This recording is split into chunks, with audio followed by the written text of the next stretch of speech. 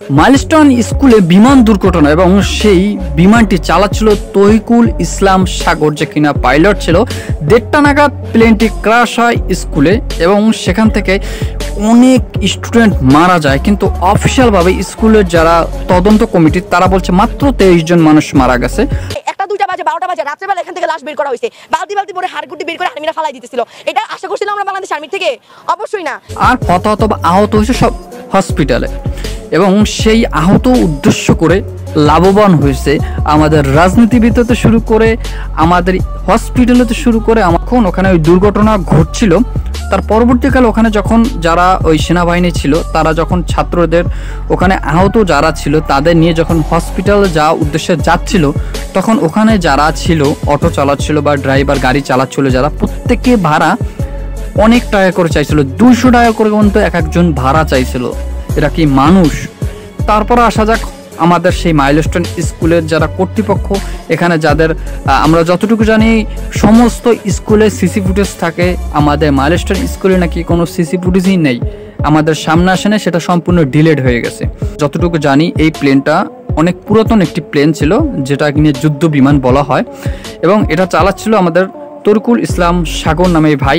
Training এর শেষ পর্যায়ে ছিল এবং এই যে বিমানটি শুধু একা চালাতো। পরবর্তীকালে দেখা যায় আমাদের প্লেনটা ক্র্যাশ, এবং তিনি কিন্তু যথেষ্ট পরিমাণ যতটুকু বোঝা যাচ্ছে তিনি বিমানটি কিন্তু আমাদের যে মাঠটা মাইলস্টোন স্কুলের মাঠ, সে মাঠে ক্র্যাশ করার চিন্তা ভাবনা ছিল, কিন্তু পরবর্তীতে দেখা যায় সেটা স্কুলের বারান্দা হতে শুরু করে অন্য সব রুম কক্ষে যায়, এবং সেখানে বিভিন্ন ধরনের দেখা যায় যে প্লেনের ভিতরে যে ফুয়েল থাকে তার মাধ্যমে অনেক ছাত্রছাত্রী দেখা যাচ্ছে, এবং শিক্ষক ছিলেন যিনি কিনা শিক্ষিকা ছিলেন, তিনি বাচ্চাদের বাঁচানোর অনেক চেষ্টা করছে যতটুকু ওখানকার প্রত্যক্ষদর্শী যারা অনেকে দেখছে, কিন্তু এক পর্যায়ে তিনি মারা যায়। কিছু বাচ্চাদের বাঁচাতে পারে কিন্তু বাচ্চা মরে যায়, কারণ ওখানে যে তোমার যে আগুনের যে ধাপ, মানে ফিউল দেখবা পানি দিলে আরো ধাউ ধাউ করে জ্বলে, মানে এটা সাধারণ কোনো পানিতে এটা আসলে নিভানো সম্ভব না। অফিসিয়ালভাবে আমাদের সেনাবাহিনী সেটা উদ্যোগ নেয় এবং সেখানে সব বাহিনী ছিল, আমি সেনাবাহিনীর কথাই বলতে চাই না, কিন্তু পার্সোনালি আমরা সেনাবাহিনীকে বেশি হার্ডওয়ার্কিং করতে দেখছি। এখানে প্রতিটা বাচ্চাদের জন্য তারা জীবন ঝুঁকি নিয়ে তারা নিজেরা আহত হয়ে বাচ্চাদের বাঁচাইছে, ওখানে আমরা দেখছি। এখানে অফিসিয়ালভাবে উপর থেকে অর্ডার আসে যে 1:30 নাগাদ হয়তো ভাই আঘাতটা আনার পরবর্তীতে তারা বলছে যে ওখানে 5টা থেকে 5:30টার মধ্যে সমস্ত ক্লিয়ার করে দেওয়ার, ওখানে যত প্লেনে ধ্বংসাবস্থা আছে এবং যত যা আছে সব পরিষ্কার করে পানি দিয়ে ধুয়ে একেবারে ক্লিয়ার করার কথা অর্ডার আসে 5টার মধ্যে। তখন তারা 5টা থেকে 7টা পর্যন্ত সময় লাগায়, তারপর তারা অফিসিয়ালভাবে ওখানে ক্লিয়ার করে ওখান থেকে চলে যায়। কিন্তু রাত 3টার দিকে নাকি ওখানে একটা অ্যাম্বুলেন্স আসে। একটা আশ্চর্য করার বিষয় হলো সেই অ্যাম্বুলেন্সটাকে আবার শিক্ষার্থীরা দেখে কিন্তু ধরতে পারে না, সে অ্যাম্বুলেন্স ওখান থেকে চলে যায়। এখন সবার মনে প্রশ্ন থেকে যায় ওখানে অ্যাম্বুলেন্স কোথা থেকে আসলো, তারপর সবার মনে প্রশ্ন থাকে যে ওখানে সিসি ফুটেজটা কোথায়। আমরা একটা সিসি ফুটেজ দেখতে পাচ্ছি যে ওই পাশ থেকে কোনো একভাবে বিমানটা, সেটা অনেকটা বাড়ির পরে অনেকটা দূর থেকে দেখা যায় যে বিমানটা ক্র্যাশ হচ্ছে, তা অনেক দূর থেকে সিসি ফুটেজে দেখা গেছে, আর কোনোভাবে দেখা সম্ভব হয়নি। আমি জানি না এটা কীভাবে, এর পিছনে কারা আছে। এটা যখন বিমান যখন ধ্বংস হয়, আমাদের বাংলাদেশ দেখুন বাঙালি কত খারাপ। এখানে দেখতে পাচ্ছেন আপনার রাজনৈতিক দল ওখানে নাকি শুনছি হসপিটাল সম্পূর্ণ ঘেরাও করছে, তারা নাকি ওখানে দেখতে আসছে, সমবেদনা দিতে আসছে রাজনৈতিক যত দল ছিল। তারপর আমাদের যে হসপিটালে যারা ছিল অনেকের কাছে রক্ত নিয়ে ব্যবসা করছে, রক্ত থাকতো রক্ত দেয়নি, অনেকে ওখানে ভিডিও করার জন্য গেছে, কন্টেন্ট ক্রিয়েটররা, অনেকে সমবেদনা পাওয়ার জন্য গেছে, মানে যে যার জায়গা থেকে ফায়দা লড়ার জন্য গেছে।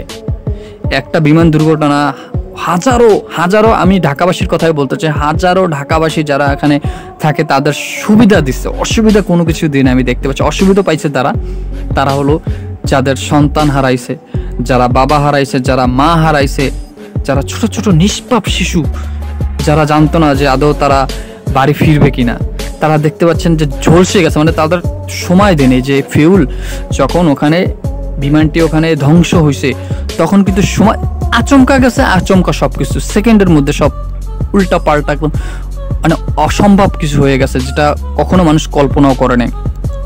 তা এইগুলো নিয়ে বাঙালি ব্যবসা করে বাংলাদেশ, এরা সব কিছু নিয়ে। এই যে একটা দেশের এখানে এত বাচ্চাগুলো মারা গেছে, এখানে কিছু কিছু সাংবাদিকের কথা তো আমি না বললেই নয়, তাদের পরিবারের কাছে গিয়ে এমন এমন প্রশ্ন, আবার অনেক অনেক সাংবাদিক আছে ছোট ছোট বাচ্চাদের যেভাবে বলছে সেভাবে বাচ্চাগুলো বলছে।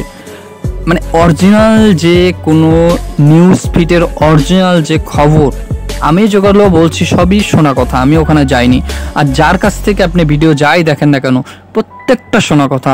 অফিসিয়ালভাবে কোনো তদন্ত হয়নি এখন পর্যন্ত। অফিসিয়ালভাবে জানা জানে কতজন মানুষ মারা গেছে, অফিসিয়ালভাবে জানা জানে কতজন মানুষ আহত আছে, অফিসিয়ালভাবে কোনো কিছু জানা যায়নি। নিউজে যা দেখবেন সব ভুলভাল, টিআরপি বাড়ানোর জন্য যত চ্যানেলে দেখবেন সব কয়টা উল্টাপাল্টা। এটা বাচ্চাগুলো মারা গেছে তাদের নিয়ে ব্যবসা হচ্ছে। এখানে রাজনৈতিক লোকরা ব্যবসা করতেছে। ছোট ছোট বাচ্চাদের যখন আহত হয়েছিল তাদের যখন গাড়িতে করে নিয়ে যাচ্ছিল তখন সেটা ড্রাইভার যারা নিয়ে গেছে ঢাকা হসপিটালে, সেখানে ব্যবসা। মানে ঢাকা মানেই ব্যবসা, ঢাকা মানেই টাকা, ঢাকা মানেই ব্যবসা, ঢাকা কোনো বিপদে পড়লেই ব্যবসা। যে যার জায়গা থেকে ব্যবসা করুক না কেন, আমরা সবাই জায়গা থেকে ছোট ছোট বাচ্চা যারা আহত হয়েছে বা যারা নিহত মারা গেছে তাদের জন্য সবার জন্য প্রে করবো যে যার জায়গা থেকে। আর আমরা এয়ারলাইন্স যারা আছে তারা অবশ্যই এটা একটা ভরা জায়গা থেকে, এখানে অনেক মানুষজন, ঢাকা একটা জনসমুদ্র এলাকা বা শহর, সেখানে আমরা অবশ্যই এই যে ট্রেনিংয়ের জায়গাটা দূরে নেওয়ার জন্য আমরা অবশ্যই যারা রয়েছে এয়ারলাইন্সে তাদের বিমান কর্তৃপক্ষের কাছে এটাই বলতে চাই। আর আমরা ভিডিওটা বড় করব না, দেখা হবে নেক্সট অন্য কোনো ভিডিও নিয়ে। ভালো থাকুন সবাই।